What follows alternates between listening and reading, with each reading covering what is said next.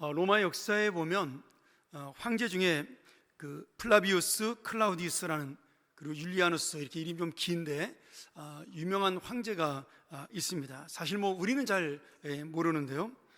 그는 왕으로 오래 다스리지는 못했지만 백성들의 존경을 받았던 왕이었습니다.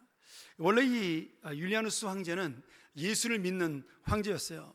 그러다가 이 기독교의 정신, 사랑과 희생과 박애, 이런 정신들이 이 강한 로마를 재건하는데 방해가 된다고 생각을 했습니다. 그래서 예수님을 버리고 배교하고 다른 이교를 믿게 되죠.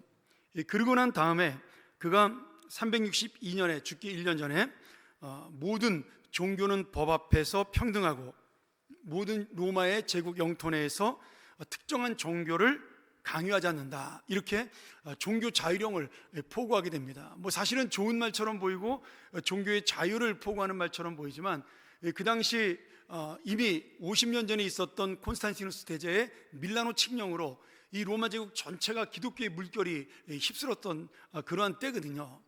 그래서 어느 순간에 기독교를 믿지 않으면, 예수를 믿지 않으면 존경받지 못하고 또 관직에도 올라가지 못할 정도로 그렇게 기독교의 많은 영향력이 이 사회 속에 들어와 있는 상태에서 그가 지금 종교의 자유를 이야기하는 것은 조금은 기독교의 세력을 좀 약화시켜서 로마 제국의 강한 민족을 만들겠다는 그런 정신이 담겨있던 포고령이었습니다. 그리고 이 율리아누스는 거기에 그치지 않고 공공연하게 종교의 자유를 갖고 있으니까 핍박하지는 않았지만 개인적으로 신하들에게 대해서 예수님을 좀 조롱하거나 또 비웃는 듯한 그런 대화를 많이 했던 그런 황제였죠. 그래서 로마 역사에는 이 율리아누스가 짧은 재위 기간을 갖고 있지만 로마를 위해 애썼던 황제로 기록이 남아 있고요. 그러나 우리 기독교 역사에는 배교자 율리아누스라는 기록으로 남겨져 있습니다. 몇 가지 재미있는 일화가 있는데요. 이 율리아누스 황제가 이제 기독교를 믿었다가 이제 개종을 했으니까 기독교를 믿는 신하들에 대해서 조롱을 할 때가 있었습니다. 한 번은 그가 페르시아 정복을 하러 나갔다가 그 전쟁터에 이렇게 모여있는 신하들 앞에서 신앙이 좋은 한 장군에게 예수님을 조롱하는 질문을 한 거예요. 장군, 당신이 존경하는 그 목수 예수는 지금 무엇을 하고 있어? 이렇게 물어본 거죠. 농담으로 놀리려고 물어봤는데 이 장군이 그 대답을, 그 질문을 듣고 가만히 있다가 이렇게 매일 왕이 놀리면 안 되겠다 싶어서 정색을 하고 이렇게 대답을 했습니다. 제가 우리 목수 예수님께서 무엇을 하시는지는 잘 모르겠지만 아마 우리 황제 폐하를 위해서 간을 짜고 계시지 않을까, 이렇게 대답을 한 거예요. 그래서 로마 황제가 이제 좀 깜짝 놀라서 그다음부터 좀 조심했다, 이런 이야기도 있습니다. 결국 이 율리아누스는 페르시아 3차 정벌인가요? 마지막 정벌 때 정벌에 실패하고 돌아오다가 페르시아 특공대 습격을 받아가지고 암살을 당하게 됩니다. 창에 찔려 죽게 되는데 어떤 역사가들은 페르시아 특공대가 아니라 기독교 병사들 중에 왕의 이 배교와 불신앙에 대해서 불평을 품고 그를 암살했다, 이런 설도 있습니다. 근데 결국 그가 이 창에 찔려서 중상을 입게 되었고 얼마 가지 못하고 왕위에 오른 지 30개월 만에 31살의 젊은 나이로 죽고 맙니다. 근데 그가 생각을 했던 것 같아요. 나는 31살에 죽는데 예수님은 그래도 몇 살까지 사셨어요? 33살까지 사셨잖아요. 그래서 그가 죽음 가운데 마지막으로 이런 유언을 남기게 됩니다. 갈릴리 사람 예수여, 그대가 이기었다, 이렇게 고백하고 죽게 됩니다. 사실 율리아누스는 로마 황제로서 로마를 잘 다스리기 위해 예수님을 떠나기는 했지만 그 마음속에 예수 그리스도가 살아계시다는 사실은 아마 잊지 않고 있었던 것 같습니다. 오늘 말씀에 보면 이 율리아누스 황제, 내가 졌다, 이렇게 고백했던 그 말씀의 반대 말씀이 나오는 거죠. 오늘 예수님께서는 왕이 아닌 사형수로 십자가에 죽으면서도 오히려 다 이루었다라는 선포를 통해서 우리 인생을 완성시키시고 하나님의 뜻을 이뤘다라는 그런 놀라운 고백을 하고 세상을 떠나는 장면을 볼 수가 있습니다. 오늘 여기에서 이 다 이뤘다라는 말이 헬라어로 테텔레스타이라는 단어를 사용하고 있습니다. 그러니까 다와 이루었다를 합친 말이죠. 이것이 이제 영어 성경에 보면 이제 complete라고 되어 있습니다. 또는 뭐 fulfillment라고 번역한 것도 있고요.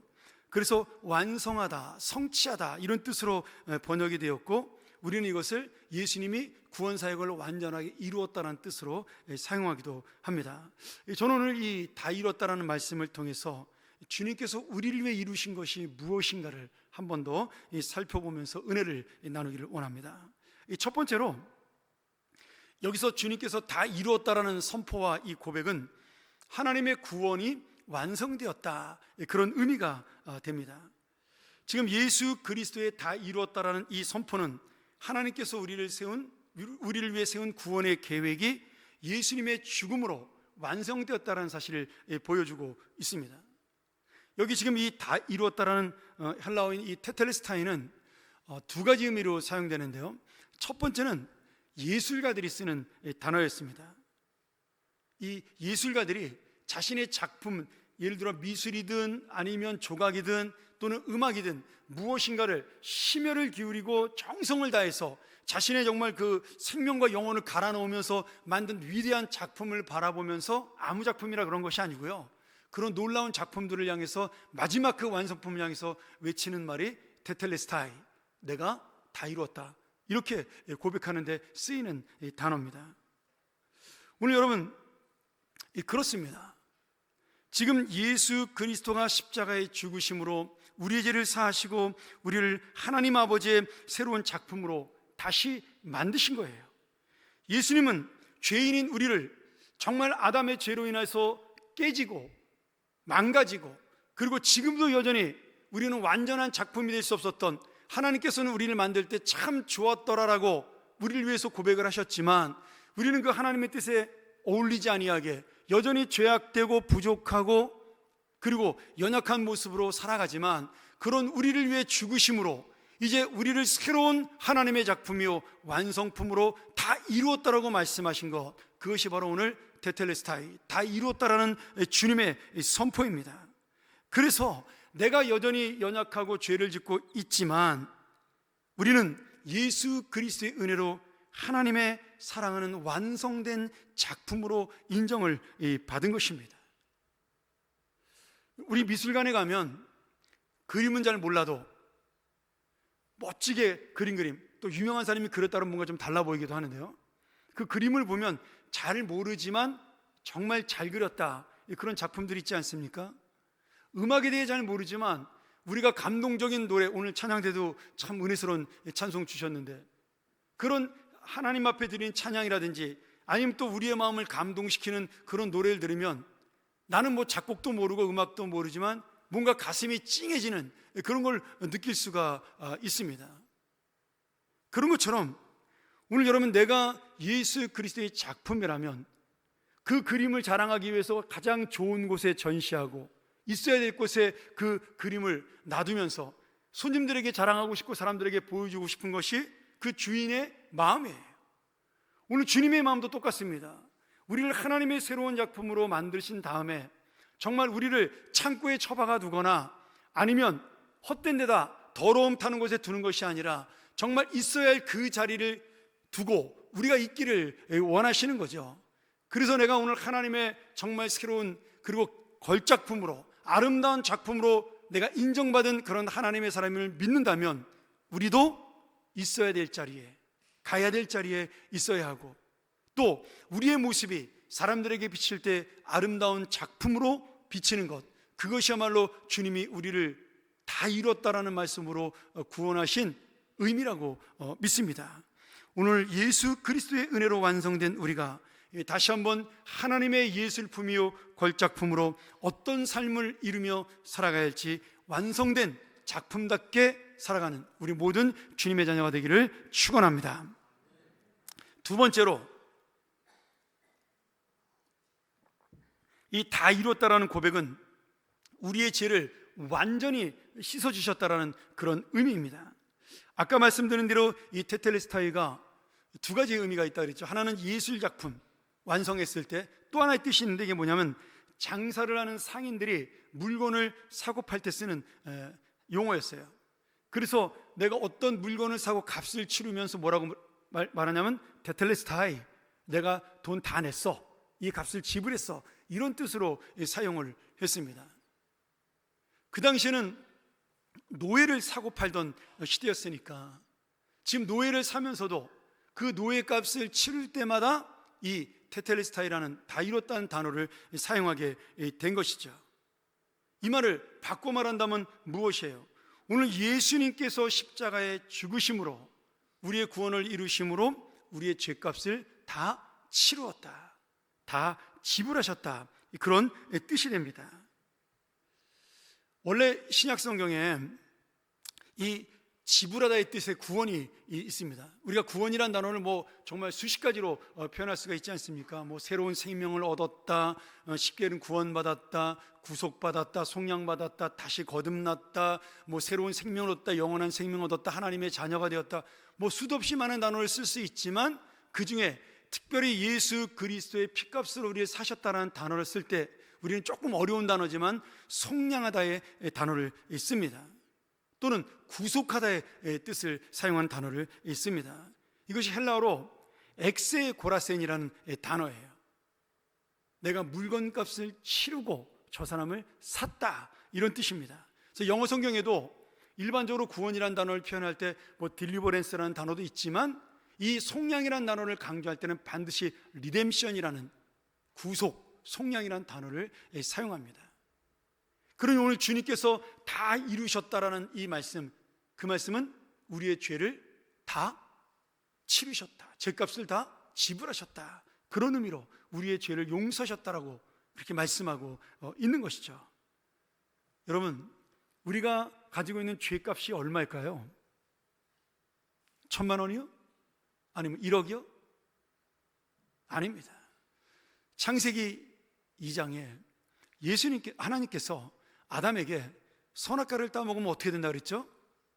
네가 정령 죽으리라 그랬어요. 그러니 우리의 죄값은 뭐예요? 죽음입니다. 죽음. 우리의 죄값은 사망이에요. 심판이고 멸망이고 절망입니다.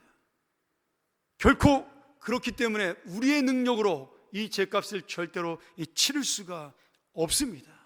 어떤 능력을 가진 사람도, 어떤 돈을 많이 가진 재벌도 절대로 자신의 죄값을 치를 수가 없어요.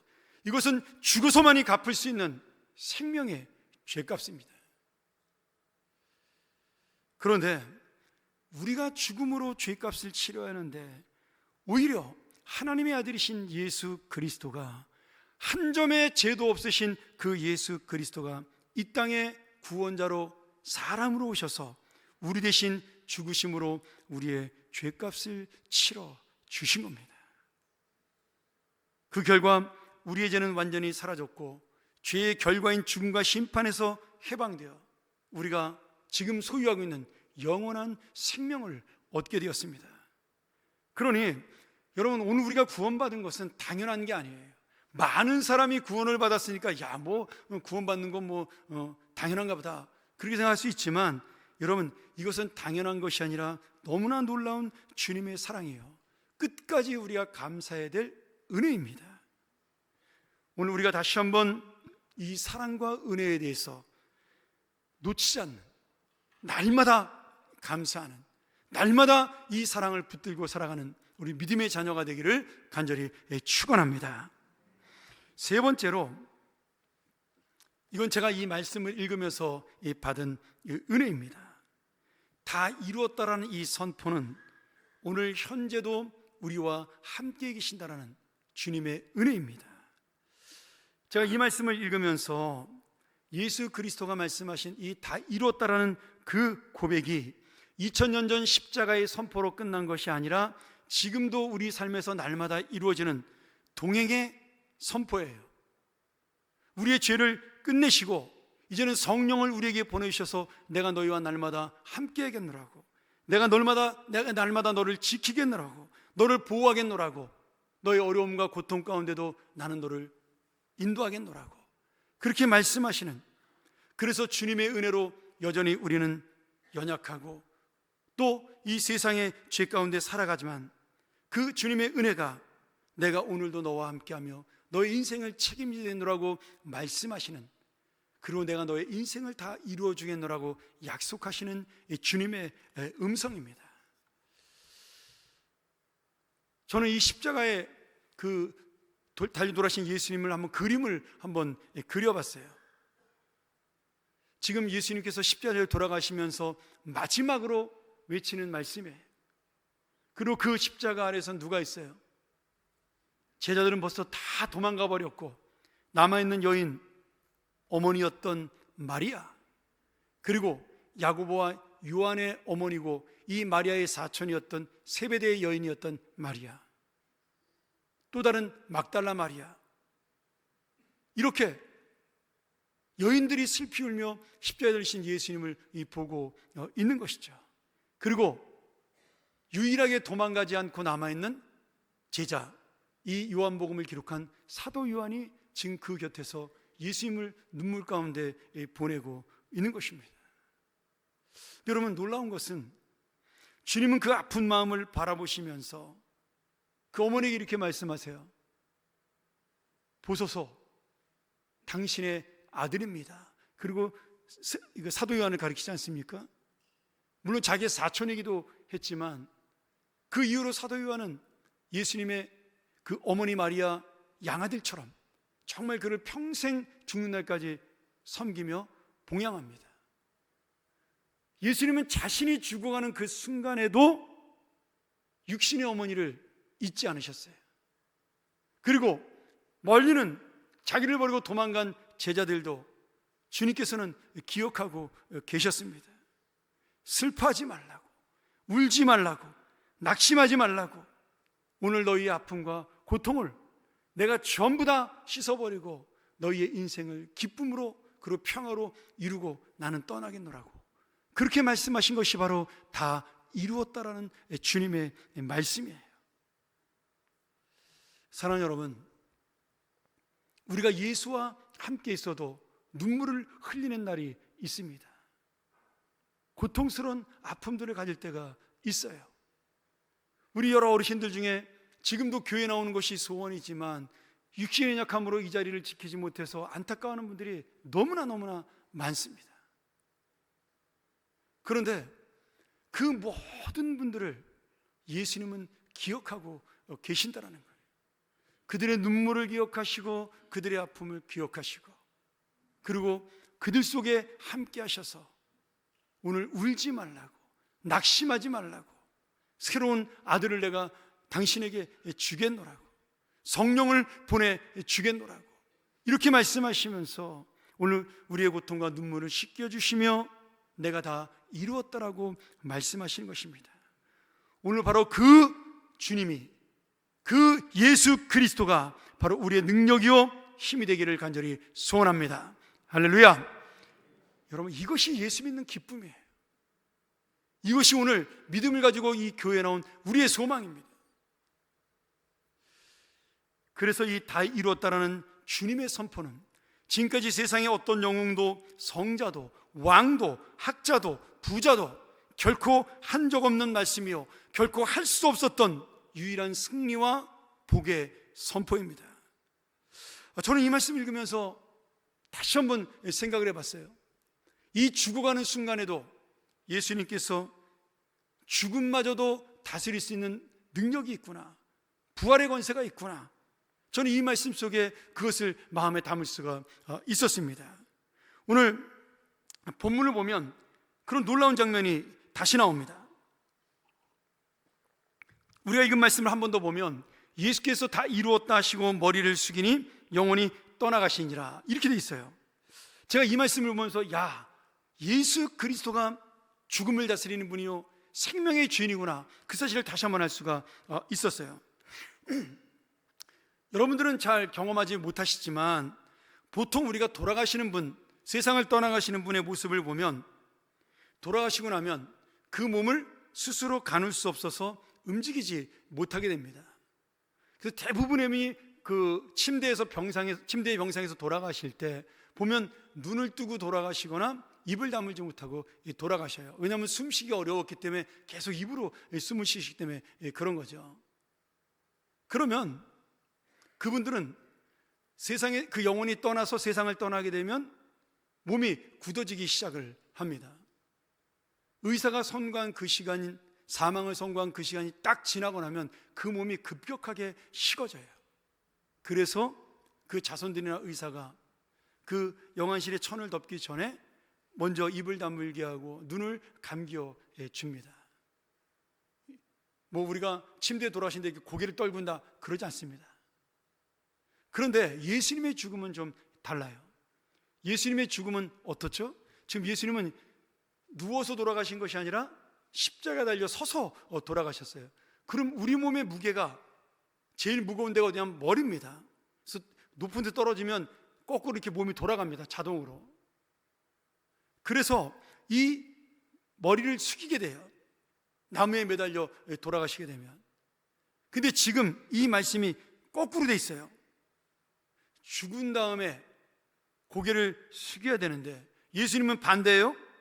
머리를 숙인 다음에 그 다음에 영혼이 떠났다 이렇게 표현하고 있습니다. 무슨 말씀이에요? 예수님은 죽음을 당한 것이 아니에요. 죽어 주신 겁니다. 이거 잘 기억하셔야 돼요. 영어 성경에 죽었다는 표현을 우리가 die라는 표현을 씁니다. 또는 pass away라는 조금 더 고급스러운 단어를 쓸 때도 있어요. 그리고 어떤 때는 그 생명을 포기한 사람들은 기브업이라는 단어를 씁니다. 근데 오늘 이 말씀을 보고 영어 성경에 보면요, 예수님께서 그 영혼이 떠나가시다 할 때 그 죽음을 기브업이라고 표현하고 있어요. 그런 이 말씀은 뭐예요? 정확하게 말한다면 예수님께서 우리를 위해 스스로 생명을 포기하신 거예요. 죽음이 예수님을 다스린 것이 아니라 예수님이 그 죽음을 다스려 자신의 생명을 주신 겁니다. 바꿔 말하면 어떻게 돼요? 예수님은 죽음을 다스리는 분이니까 당연히 생명도 다스리는 분이 되시는 것이죠. 그러니 이후 예수님께서 사흘 만에 다시 부활하시는 생명의 능력을 이미 죽음 가운데서 우리에게 보여주고 있는 것입니다. 여러분, 우리 이 사실을 꼭 믿어야 합니다. 예수님께서는 십자가에 못 박혀 돌아가신 것이 아니에요. 그건 결과적인 모습이에요. 사람들이 볼 때 십자가에 달려 죽었네, 이것은 사람들이 보는 결과적인 모습입니다. 예수님께서는 십자가에 달려 돌아가신 것이 아니라 그 귀한 생명을 우리에게 주신 거예요. 돌아가 주신 겁니다. 세상을 떠나 주신 거예요. 왜요? 우리를 살리고 그 죽음을 다스리는 능력을 우리에게 보여주기 위해서입니다. 그러니 오늘 이 예수님의 다 이뤘다라는 말씀은 내가 죽음과 생명까지도 완성하는 자라는 말씀이 다 이뤘다라는 그 의미가 담겨져 있는 것입니다. 오늘 우리의 고난과 아픔 속에 예수님은 일부러 들어오셨어요. 그리고 그 고난과 아픔과 죽음을 이기시고 부활하셨습니다. 오늘 그렇다면 오늘 우리가 만나는 아픔과 우리가 만나는 고통과 우리의 슬픔 가운데도 예수님은 함께 하시고 다시 부활시키시는 능력이 있다는 사실이죠. 오늘 이 놀라운 죽음을 다스리는 예수 그리스도의 능력이 우리 영혼 속에 임하기를 간절히 소원합니다. 한 가지만 더 말씀드리고 마칩니다. 요한복음 19장 35절을 우리가 함께 볼까요? 조금 쉬운 세 번역으로 보도록 하겠습니다. 이것은 목격자가 증언한 것이다. 그래서 그의 증언은 참되다. 그는 자기의 말이 진실하다는 것을 알고 있다. 그는 여러분들도 얻게 하려고 증언한 것이다. 여러분, 지금 사도 요한이 요한복음을 쓰면서 자기가 했던 일에 대해서는 자기의 이름을 밝히지 않습니다. 그래서 보통은 사랑하시는 제자 이렇게 표현을 했어요. 오늘 말씀에도 여기 목격자가 누굴까요? 십자가에 달려 돌아가신 예수님을 바라본 목격자가 제자 중에 유일하게 사도 요한입니다. 요한은 자신이 하는 말이에요. 근데 내가 십자가를 보고 목격하고 나는 이것을 증언할 수 있어, 내가 증인이야, 이렇게 이야기를 하는데 여기 이 증거와 증인이란 단어가 그냥 내가 친구한테 하듯이 야, 너 어제 그거 봤냐? 이렇게 말하는 게 아니에요. 법정에 나가서 정확하게 내가 몇 월 며칠 몇 시에 이 사실을 보았습니다. 법적으로 효력이 있는 증언을 하는 증인을 이야기하는 것입니다. 그러니 오늘 이 말씀, 지금 사도 요한이 보고 기록한 이 말씀이 진실한 예수 그리스도의 구원을 보여주는 말씀이에요. 우리를 위해 죽으신 예수 그리스도가 역사적 사건이요 실제라는 것을 증거하고 있는 그러한 말씀이라는 거예요. 여러분, 이 말씀이 무슨 뜻일까요? 왜 갑자기 사도 요한이 내가 증인이야 이렇게 나왔을까요? 지금 예수님의 마지막 모습, 다 이루었다라는 그 예수님의 말씀을 보고 진짜 구원은 다 이루어졌구나, 예수의 능력과 은혜로 우리는 다시 새로운 생명을 얻었구나, 그 모습, 그 구원의 능력이 진실한 것이요 참된 것이요 진리라는 사실을 내가 오늘 증거하고 있다라고 말씀하는 거예요. 이 요한복음을 나중에 썼을 거 아니에요. 아마 사도 요한은 이 요한복음을 쓰면서 그 십자가상의 예수를 그리면서 어마어마한 감동과 은혜로 이 장면을 썼을 것입니다. 여러분, 사도 요한만 이 증거를 했나요? 아니에요. 마가복음 15장 39절과 마태복음 27장 54절에 보면 십자가의 그 골고다 언덕을 사형장을 지휘했던 로마 백부장의 이야기가 나옵니다. 그는 그 예수님과 두 명의 그 사형수가 죽어가는 모습을 보면서 그 모든 것을 정리하고 지시하고 지휘했던 지휘관이었어요. 자기의 부하들이 있고 로마의 그 병정들이 있고 많은 사람이 있는 그 자리에서 그 지휘관 로마 백부장은 예수님의 죽음 후에 마가복음 15장 39절에 뭐라고 돼 있어요? 예수를 향하여 섰던 백부장이 그렇게 예수님이 숨지심을 보고 이르되 이 사람은 진실로 하나님의 아들이었도다, 이 고백을 해요. 여러분, 누가 시켜서 이 고백을 한 게 아닙니다.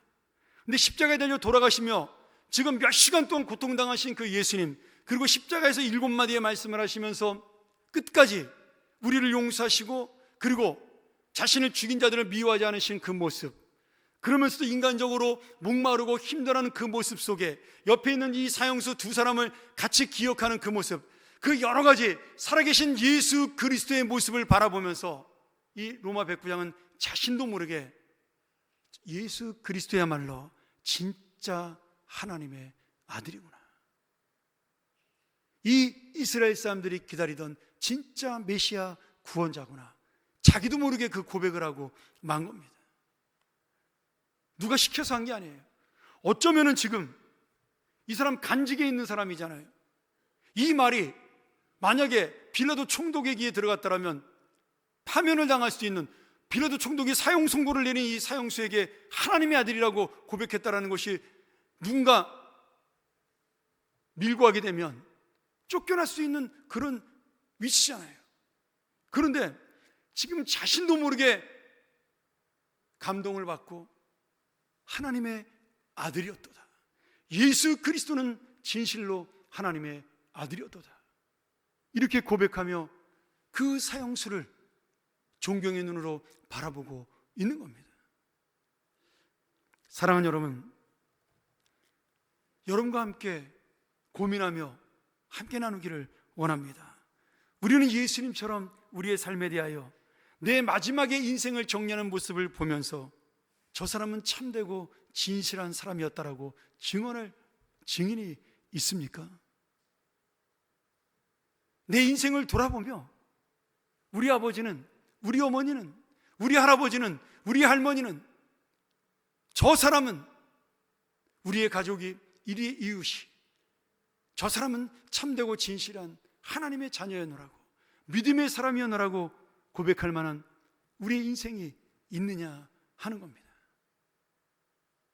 그러기에 오늘 이 요한의 고백과 백부장의 고백을 우리 마음속에 담으면서 우리의 삶을 보고 오늘 우리의 말을 생각하고 참으로 저 사람은 진실한 분이었노라고, 하나님의 사람이었노라고, 끝까지 믿음으로 주님의 뜻을 이룬 사람이었노라고, 그렇게 고백하며 여러분이 그 고백을 들으며 이 땅을 떠나며 주님 앞에 나가는 그런 귀한 인생, 그리고 마지막 주님 앞에 서며 나도 주님처럼 다 이룬 인생이었습니다라고 고백할 수 있는 그런 믿음의 자녀가 되기를 간절히 축원합니다. 우리가 한번 이 시간, 이 종료주일, 내일서부터 우리 고난주간이 시작이 됩니다. 오늘 주님께서 우리에게 이 말씀으로 주신 은혜, 다시 한번 이 세상의 어떤 헛된 외침보다 다 이뤘다라는 주님의 선포가, 이 세상 그 누구의 능력 있는 말씀보다 이 주님의 다 이뤘다라는 말씀이, 그리고 사라져버리고 없어져버리고 후회 남을 이 세상 권력자와 이 세상의 유명한 자의 말보다 오늘도 우리의 심령 속에 함께 하시고 우리를 붙드시는 예수 그리스도의 다 이뤘다라는 고백이 바로 우리의 마음을 감동하고 우리를 새롭게 하고 또 우리의 영혼을 세워주는 그런 말씀이 되게 해달라고, 내 인생 가운데 나 역시도 다 이뤘다라는 고백을 할 수 있고 내 인생을 바라보며 내가 바로 저 사람의 삶의 진실한 증인이라고 그렇게 내 이웃과 가족이 이야기할 수 있는 인생을 살게 해달라고 오늘 주님의 말씀 앞에 고백하며 우리도 그런 믿음의 사람이 될 수 있게 해달라고 함께 기도하며 나아갑니다.